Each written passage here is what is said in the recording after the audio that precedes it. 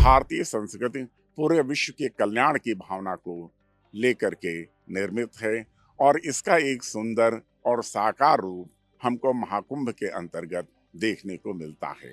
तो जहां एक ओर पूरे राष्ट्रीय एकता का संदेश देता है हमारा ये महाकुंभ।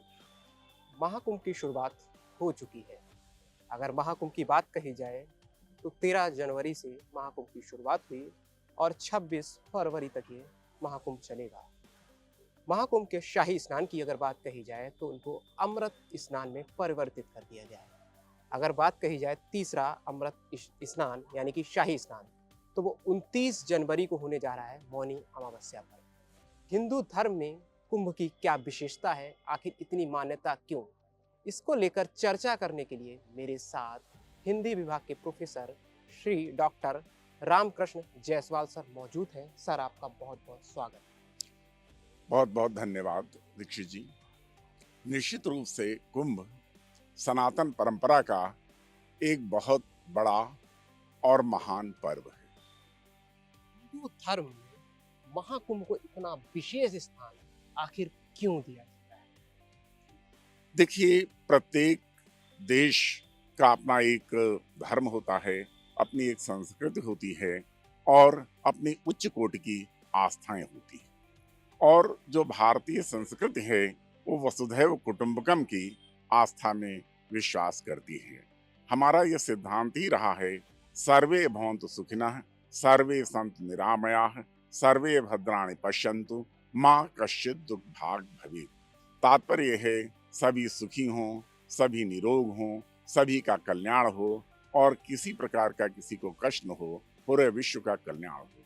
तो भारतीय संस्कृति पूरे विश्व के कल्याण की भावना को लेकर के निर्मित है और इसका एक सुंदर और साकार रूप हमको महाकुंभ के अंतर्गत देखने को मिलता है। कुंभ 2013 की अगर बात और 2025 के कुंभ में बहुत अंतर देखा गया। तो अगर हम कुंभ की शुरुआत की बात करें और इसके विकास की, तो थोड़ा इस पर चर्चा कीजिए। इसकी कहानी के बारे में बताइए कि इसकी शुरुआत कब हुई और इसका विकास धीरे धीरे कैसे होता गया। बहुत सुंदर प्रश्न आपने पूछा है। देखिए, भारतीय संस्कृति बहुत ही प्राचीन संस्कृति है। कहा जाता है कि जब देवता और दैत्यों के बीच युद्ध हो रहा था और जो आसुरी शक्तियां बहुत हावी हो रही थी, तब विष्णु भगवान ने सुझाव दिया कि समुद्र मंथन किया जाए और समुद्र मंथन से अमृत निकलेगा। जब देवता अमृत का पान कर लेंगे तब वो अमरता को प्राप्त होगी।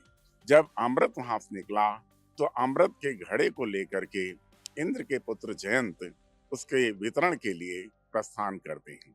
तो सबसे पहले उस घड़े को रखते हैं वो नासिक नामक स्थान पर। कहा जाता है कि एक बूंद अमृत नासिक में गिरा, इसलिए एक महाकुंभ नासिक में आयोजित होता है। फिर दूसरे दिन वो पहुंचते हैं उज्जैन। उज्जैन में वो कुंभ रखते हैं और वहां पर एक बूंद अमृत गिरता है, तो उज्जैन में भी महाकुंभ का आयोजन होता है। फिर तीसरे दिन वो प्रयाग पहुंचते हैं, प्रयाग में वो घट रखते हैं और प्रयाग में एक बूंद अमृत की गिरती है, तो वहां पर भी महाकुंभ का आयोजन होता है। और चौथे स्थान पर फिर वो पहुंचते हैं हरिद्वार। हरिद्वार में भी वहां तो चूंकि अमृत का वितरण भी भगवान विष्णु ने मोहिनी रूप धारण करके अमृत का वितरण किया था, तो वहां पर भी अमृत की बूंदें गिरती हैं, इसलिए वहां पर भी महाकुंभ का आयोजन होता है। कहा जाता है कि देवताओं का जो एक दिन है वो मनुष्य के 12 वर्षों के बराबर होता है। यही मान्यता है कि प्रत्येक 12 वर्ष के बाद कुंभ का आयोजन किया जाता है। देखिए, अंतिम सवाल की ओर से बढ़ते हैं और मेरा अंतिम सवाल आपसे ये है कि क्या किसी हिंदी लेखक द्वारा या किसी तरीके से महाकुंभ को लेकर कोई बहुत बड़ा योगदान अभी तक दिया गया है? देखिए, अगर हम भक्ति काल के कवियों को देखें तो सारे के सारे जो कवि हमारे हैं, वो जो कुंभ का हमारा लक्ष्य है, कुंभ का जो उत्सव है, इसको वो व्यक्त करते रहे। क्योंकि हमारे कुंभ में जो वर्णन का विषय होता है वो परमात्मा ही होता है। परमात्मा के विभिन्न रूप और जो धर्म के रूप, जैसा गोस्वामी तुलसीदास जी कहते हैं, धर्म के 3 रूप बताते हैं। पहला तो कहते हैं धर्म न दूसर सत्य समाना, आगम निगम पुराण बखाना। सबसे बड़ा जो धर्म है वो सत्य और वो संकेत करता है। दूसरा वो कहते हैं परम धर्म सुत विदित अहिंसा, यानी अहिंसा सबसे बड़ा धर्म है, अहिंसा का संदेश इसमें दिया जाता है। तीसरा वो कहते हैं कि परहित सरिस धर्म नहीं भाई, पर पीड़ा सम नहीं अभिमाई, यानी जो पराया हित है वो सबसे बड़ा धर्म है और इस ओर वो संकेत देता है। तो निश्चित रूप से किसी एक नहीं वरन हमारे सारे के सारे साहित्यकारों ने कुंभ का किसी न किसी रूप में वर्णन किया है और वो सभी के लिए समाजोपयोगी है, समाज के लिए विशिष्ट हितकर है।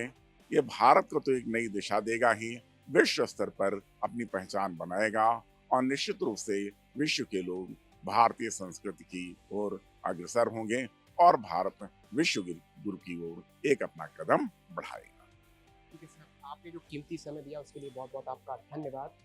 मेरे साथ नेशनल पीजी कॉलेज के Shri Krishna Jaiswal sir, doctor Shri Krishna Jaiswal sir मौजूद थे, जो हिंदी के प्रोफेसर हैं इसी पीजी कॉलेज में। तो बात कही जाए महाकुंभ की, तो महाकुंभ को लेकर ऐसा कोई पहलू या ऐसा कोई सवाल हमने नहीं छोड़ा जिस पर लोगों को देखकर कोई नॉलेज ना मिले या कोई जानकारी ना मिले। आप इस इंटरव्यू को जैसे ही देखेंगे आप समझ जाएंगे कितनी सरल भाषा में श्री डॉक्टर रामकृष्ण जायसवाल सर ने जवाब दिया। कैमरामैन रवि के साथ मैं Ishan Dixit, Politicos news. Please subscribe to the channel and download the Politicos app from the links in the description.